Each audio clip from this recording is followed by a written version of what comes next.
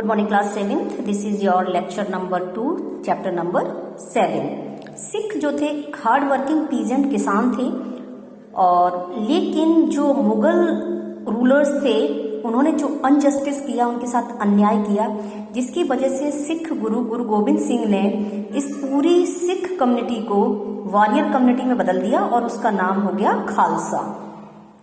खालसा जो इकोनॉमिक और political repression किया गया पंजाब में, और जो औरंगजेब का रूल था उसको ख़त्म करने के लिए खालसा जो थे वो आपके मुगल रूलर के अगेंस्ट में खड़े हो गए।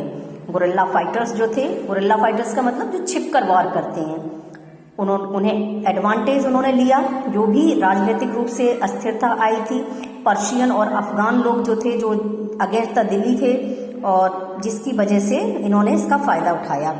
1770 में 1770 में जो सिख थे उन्होंने अपना कंट्रोल जो था वो इंडस रिवर वेस्ट से लेकर ईस्ट में यमुना रिवर तक फैला दिया, मुल्तान साउथ में और नॉर्थ में जम्मू कश्मीर तक फैला दिया।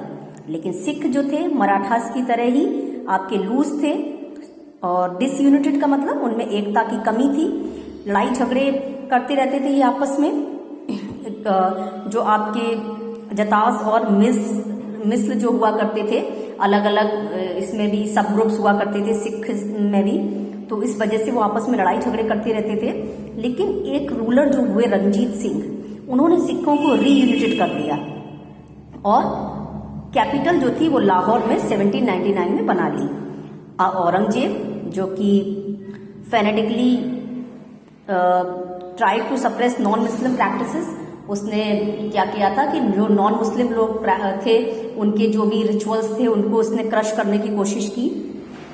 सिख जो थे वो अगेंस्ट द मुगल गवर्नमेंट हो गए, और इन रेस्पॉन्स गुरु गोविंद सिंह जो थे 10th और लास्ट सिख गुरु जो थे उन्होंने सिख को वॉरियर कम्युनिटी में बदल दिया। बहुत पावरफुल मिलिट्री जनरल थे और उनका एक सीधा विजन था कि सिख सोसाइटी को ट्रांसफॉर्म करना, एक एग्रेसिव वॉर करने वाली सोसाइटी के रूप में बना देना। और ये बहुत ज़रूरी हो गया था कि जिस तरह से ये पावरफुल एम्पायर जो है वो उन्हें हॉस्टाइल कर रहा था, परेशान कर रहा था, उसके अगेंस्ट में गोविंद सिंह ने एस्टेब्लिश किया चौथी प्रथा एक चलाई, क्योंकि पिछली जो 3 प्रथाएं थी सिखिज्म में वो नाम, शब्द और गुरु हुआ करते थे, और चौथी जो हुई डॉक्ट्राइन वो थी खालसा और द ब्रदरहुड ऑफ सिख्स। तो Khalsa give the community a deep sense of unity.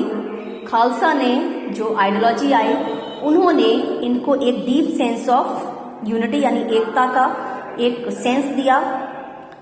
Political और मिलिट्री पावर जो सिख की थी वो ट्रेमेंडसली बहुत बढ़ गई फॉर्मेशन ऑफ खालसा, यानी खालसा पंथ के बनने के बाद इनकी जो मिलिट्री और पॉलिटिकल पावर थी वो काफ़ी बढ़ गई। गोविंद सिंह ने अपने आप को लास्ट गुरु डिक्लेयर कर दिया, और उनकी डेथ के बाद 1708 में खालसा ने रिवॉल्ट कर दिया अगेंस्ट द मुगल अथॉरिटी बंदा बहादुर की लीडरशिप में। सिख ने डिक्लेयर की अपनी सार्वभौमिक पावर को, और अपने गुरु के नाम पर गुरु नानक और गुरु गोविंद सिंह के नाम पर सिक्के चला दिए, अपना खुद का एडमिनिस्ट्रेशन सिस्टम बना लिया सतलज और यमुना रिवर के बीच में।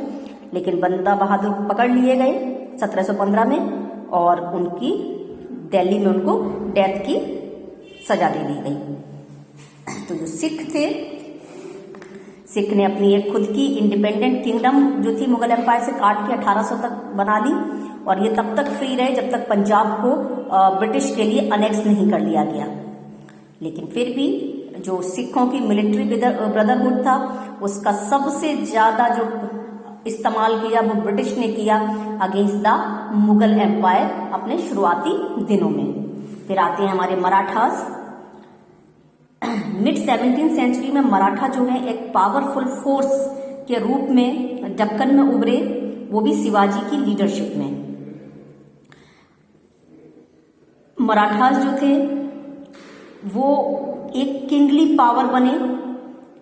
हालांकि मराठाओं को दबाकर रखा गया था औरंगजेब के द्वारा, लेकिन फिर भी औरंगजेब ने कंप्लीटली उन्हें क्रश नहीं कर पाया। शिवाजी जो थे सक्सेसफुल हुए, अब क्योंकि उनके अंदर एबिलिटी थी उन्होंने किसानों को अपनी आर्मी में मोबिलाइज किया, अपनी आर्मी से जोड़ा। उन्होंने पीजेंट्स को फ्री करवाया, जो भी उनका शोषण हो रहा था जागीरदारी सिस्टम और जमींदारी सिस्टम की वजह से, और उन्होंने डायरेक्ट कंट्रोल जो है वो आपका पीजेंट के साथ में बनाया। उन्होंने जो देशमुख थे, जो बिग लैंडलॉर्ड हुआ करते थे और जो अपनी पावर का गलत इस्तेमाल करते थे, और उन्होंने उनको क्रश किया और पीपल के साथ अपने डायरेक्ट कंट्रोल बनाए रखे। आर्म रिटेनर जो थे देशमुख, उनको उन्होंने रिड्यूस कर दिया नंबर में और उन्हें उनकी पावर से कहीं ना कहीं उन्हें कम कर दिया, और उन्होंने पुराने ही सिस्टम को क्या किया, एक बेहतर सिस्टम बना दिया। शिवाजी ने एफर्ट्स लगाए एग्रीकल्चर सेक्टर को इम्प्रूव करने के लिए ताकि पीजेंट्स को बेनिफिट मिले। शिवाजी ने बिगर लैंडलॉर्ड्स की पावर को ही कर्व नहीं किया, बल्कि उनके साथ में मैट्रिमोनियल रिलेशन भी बनाए अपनी फैमिलीज के, और his coronation placed him above all Marathas, और उनकी इस तरह के एफर्ट्स ने उन्हें मराठा में सबसे ऊपर रख दिया और दक्कन के दूसरे रूलर्स के बराबर का दर्जा उन्हें दिलवा दिया। कल्टीवेटर क्लास जो थी, कुंभीज, कोलीज और या दूसरे ट्राइबल जो थे, वो आपके शिवाजी के चारों तरफ रहते थे, benefit by claiming a higher social status, और उन्होंने शिवाजी को एक हायर सोशल स्टेटस भी प्रोवाइड कराया, सामाजिक प्रतिष्ठा भी उन्हें मिली। शिवाजी ने राजगढ़ को अपनी कैपिटल बनाया और एक कोरोनेशन सेरेमनी उन्होंने करी, और टाइटल उन्होंने छत्रपति का अडॉप्ट किया शॉर्टली। इसके तुरंत बाद he made a great expedition into southern India और कन्क्वर्ड जिंगी, बेल्लौर, और बहुत सारे फोर्ट्स जो थे कर्नाटका में उन्होंने जीत लिए, और राजगढ़ में ही वो 1680 में उनकी डेथ हो गई, और वो उन्होंने केवल 6 साल तक ही राज किया था। अपने शॉर्ट टाइम में ही उन्होंने मराठा किंगडम को एक विस्तार दिया और वेस्टर्न इंडिया को डोमिनेट किया। हालांकि मराठा पॉलिटी जो थी, राजनीति जो थी, सेंट्रलाइज थी, ऑटोक्रेटिक मोनार्कियल सिस्टम था वहां पर। तो किंग जो था, किंग को असिस्ट करने के लिए काउंसिल ऑफ मिनिस्टर्स होती थी, जिसे अष्टप्रधान कहा जाता था। हालांकि पावर पूरी आपकी राजा के हाथ में रहती थी, लेकिन फिर भी राजा को असिस्ट करने के लिए एक काउंसिल हुआ करती थी और उसको कहा जाता था अष्टप्रधान।